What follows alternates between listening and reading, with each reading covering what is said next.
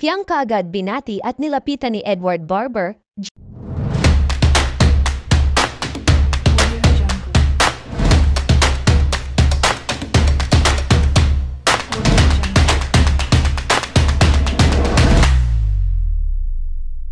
Top trending at mainit na pinag-uusapan na ngayon si Piang matapos ang kanilang guesting sa ASAP, kung saan ay kaagad din na nag-react ang mga ex-housemates na proud sa kanila.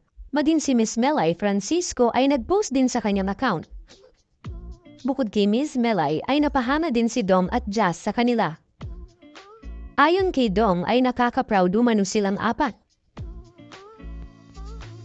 Habang nagpapa-makeup din si Piang ay kaagad naman itong pinuntahan ni Edward para akapin at batiin.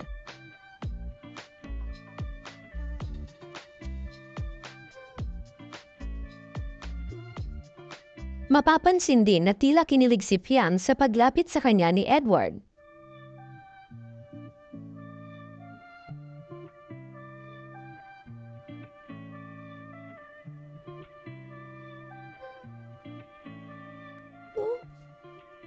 Is a run to my holster, and she's running to my mind all day.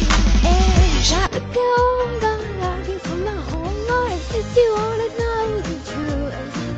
At kung nagustuhan nyo ang ating topic ngayon, please like, share, and subscribe mga ka-showbiz news!